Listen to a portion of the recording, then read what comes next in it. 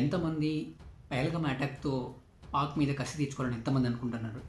And దీనికి సరైన గుణపాఠం చెప్పాలని ఎంతమందికి ఉంది. నాకు తెలిసి ప్రతి ఒక్క భారతీయ పౌరుడికి బ్లడ్‌లో రక్తం ఉడుకుతుండొచ్చు. మేబీ డెఫినెట్‌గా నేను గ్యారంటీగా చెప్పగలను. దీనికి తప్పకుండా సరైన గుణపాఠం చెప్పాలి. రివెంజ్ తీసుకోవాలని అయితే డెఫినెట్‌గా అందరూ నాకు తెలిసి అనుకుంటున్నారు భారతీయ పౌరులందరూ. ముఖ్యంగా నేను చెప్పాలనుకున్న టాపిక్ ఏంటంటే, నిజంగా యుద్ధం జరగడం వల్ల మనం గెలిచినా గానీ మనకొచ్చే నష్టం ఏంటిది? అందరికీ ఇది విచిత్రంగా అనిపిస్తుండొచ్చు. డెఫినెట్‌గా మనకి ఎలాంటి నష్టం వస్తుందన్న విషయం మీరు కొంచెం వీడియో ఎండ్ వరకు చూడండి. డెఫినెట్‌గా నేను ఎలాంటి విషయాల గురించి మాట్లాడుతున్నాను అనేది క్లారిటీ వస్తుంది డెఫినెట్‌గా. దీని గురించి నేను స్టెప్ బై స్టెప్ మీకు విచిత్రంగా అనిపిస్తుండొచ్చు. అంటే అదేంది యుద్ధమే మనమే గెలుస్తుంది కదా, మనకి ఎలాంటి అలా మనకెందుకు నష్టం వస్తుందని చాలా వరకు చాలామందికి ఉండొచ్చు. కానీ నేను మ్యాక్సిమం స్టెప్ బై స్టెప్ చెప్పడానికి ట్రై చేస్తాను నేను 100%.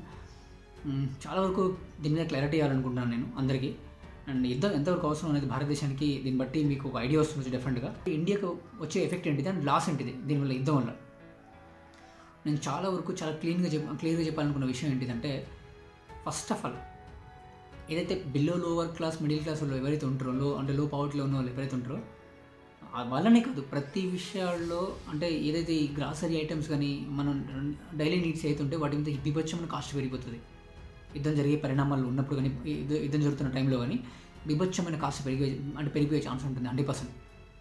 అదొకటి మనం ఖచ్చితంగా చూడాల్సి వస్తుంది. నన్ను అడిగితే మాత్రం గ్యారంటీగా ప్రతి ఒక్కళ్ళు. అండ్ మనం ప్రీవియస్లో కూడా చాలా కంట్రీస్లో చూసామని యుద్ధం జరిగే టైంలో ఎలాంటి నెక్స్ట్ అండ్ ట్రాన్స్పోర్టింగ్ చాలా వరకు ఆగిపోయే ఛాన్స్ ఉంటుంది. యుద్ధ పరిస్థితుల్లో డెఫినెట్గా ట్రాన్స్పోర్టింగ్ నిషేధం విధించే ఛాన్స్ అయితే 100% ఉంటుంది.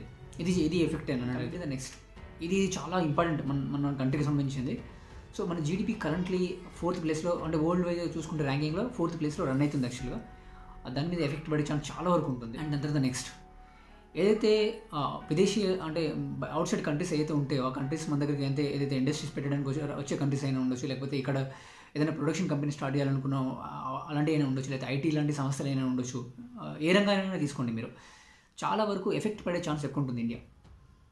ఇక్కడికి పెట్టడానికి వచ్చేటోళ్ళు చాలా వరకు వెనక్కి తగ్గే ఛాన్స్ ఉంటుంది. చాలా వరకు ఈ ఎఫెక్ట్ చాలా మనం చూసే ఛాన్స్ 100% ఉంటుంది ఈ యుద్ధం వల్ల. పాకిస్తాన్కి పెద్ద ఎఫెక్ట్ ఏమి ఉండదు, ఎందుకంటే వాళ్ళు ఆల్రెడీ అడుగుదినే కంట్రీ కాబట్టి వాళ్ళకి పెద్ద ఎఫెక్ట్ వచ్చినా కానీ మళ్ళీ దానికంటే దీనిమైన పొజిషన్లో దిగజారిపోతారేమో కానీ. అండ్ వాళ్ళకి పెద్ద ఎఫెక్టే అనిపించదు, ఎందుకంటే ఇండియా ఇప్పుడే గ్రోత్ అయిన కంట్రీ. అండ్ మనకంటూ ఒక స్టాండర్డ్ తీసుకుంటున్న కంట్రీ, మనకంటూ ఒక స్టాండర్డ్స్ని మనకు చాలా ఎఫెక్ట్ పడుతుంది 100%. వాళ్ళకి ఎంత ఎఫెక్ట్ వస్తుందో తెలియదు. యుద్ధంలో ఖచ్చితంగా యుద్ధం జరిగితే నేను గ్యారంటీగా చెప్పగలుగుతాను, యుద్ధం జరిగితే మాత్రం తప్పకుండా మనమే గెలుస్తాం, ఇందులో నో డౌట్. యాక్చువల్లీ వాళ్ళతో మనం పోల్చుకుంటే అన్ని రంగాల్లోనూ చాలా బలంగా ఉన్నాం. అది ఆర్మీ రంగంలో అయినా అండ్ లేటెస్ట్ వెపన్స్లో అయినా, అన్ని టెక్నాలజీ పరంగా అయినా ప్రతి రంగంలో వాళ్ళకంటే మనం చాలా స్ట్రాంగ్ ఉన్నాం.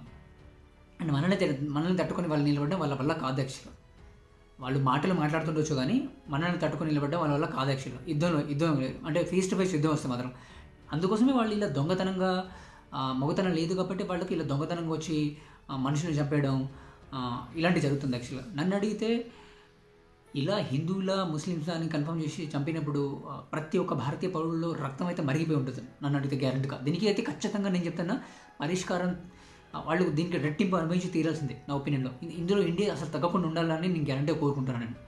అండ్ ఇది నా ఒపీనియన్ ఏంటంటే, 1947 నుంచి ఇప్పటిదాకా చూసుకుంటే ఏ రోజు కూడా ఓన్లీ 1971 బంగ్లా లిబరేషన్ వార్ జరిగిందో ఆ టైంలో మాత్రమే పాకిస్తాన్కి మనం వార్నింగ్ ఇచ్చి లేకపోతే వాళ్ళని భయపెట్టినాం. కానీ దాని తర్వాత చూసుకుంటే చాలా వరకు మన జవాన్లు చనిపోవడం జరిగింది. అండ్ అమాయకమైన సివిలియన్స్ చనిపోవడం కానీ వాళ్ళ వల్ల ఇలానే జరుగుతూ వస్తుంది. చాలా వరకు ఇండియా పేషెంట్స్ని ఓడ్చుకొని నార్మల్గా ట్రీట్ చేసింది కానీ ఎక్కువ రియాక్షన్ తీసుకోలేదు యాక్చువల్గా.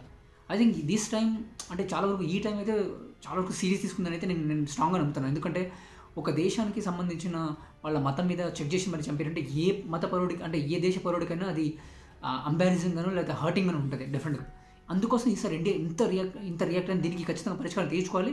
అండ్ ఎట్టి పరిస్థితులను పిఓకేని దక్కించుకోవాలని అయితే ఎదురు చూస్తుంది. నన్ను అడిగితే దీనికి పరిష్కారం ఖచ్చితంగా వచ్చి తీరాల్సిందే. అండ్ ఏదైతే ఆక్యుపైడ్ కాశ్మీర్ ఏదైతే ఉందో దాన్ని ఖచ్చితంగా దక్కించుకొని తీరాల్సిందే నా ఒపీనియన్లో. స్ట్రాంగ్గా చెప్తున్నాను నేను. ఇది ఇప్పుడు పరిష్కారం తెచ్చిపోతే ఇంకా ముందుకు పోయే కొద్దీ మనల్ని అమాయకమైన ప్రజలు చనిపోతూ ఉంటారు. వాళ్ళు ఎప్పటికీ మారరాబ్బా, ఇది గ్యారంటీ చెప్తాను. వాళ్ళకి అసలు మార్పు అనేది ఉండదు. వాళ్ళ మైండే అలాంటిది. వాళ్ళు నన్ను అడిగితే ఏదైతే పాకిస్తాన్ ముస్లిమ్స్ మైండ్ ఉంటుందో ఆ మైండ్ సెట్ అలాంటి యాక్చువల్లీ స్ట్రాంగ్గా నన్ను అడిగితే మాత్రం. అండ్ ముఖ్యంగా ఇది ఇండియాలో తప్పకుండా నా స్ట్రాంగ్ ఒపీనియన్ ఏంటంటే 100% చాలా వరకు మనం నష్టాన్ని చూసే ఛాన్స్ అయితే ఉంటుంది. ఇది డెవలప్మెంట్ పరంగా ప్రతి విషయాల్లోనూ నష్టాన్ని చూసే ఛాన్స్ అయితే డెఫినెట్గా ఉంటుంది.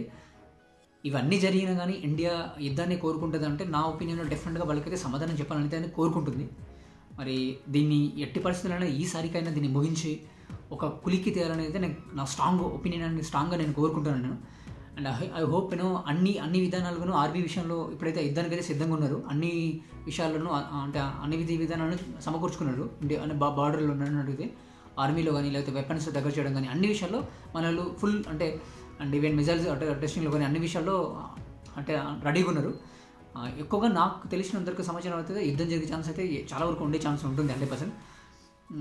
మేబీ ఇండియా డెఫినెట్గా గెలుస్తుంది. కానీ ఈ పాకిస్తాన్ ఏదైతే ఈ జమ్మూ అండ్ కాశ్మీర్ ఇష్యూ ఉంటుందో దాన్ని ఈసారికైనా తెలిస్తే అంటే కొంచెం ఆ విషయం మీద క్లియర్ అయితే బాగుంటుంది అనేది నా ఒపీనియన్ యాక్చువల్గా.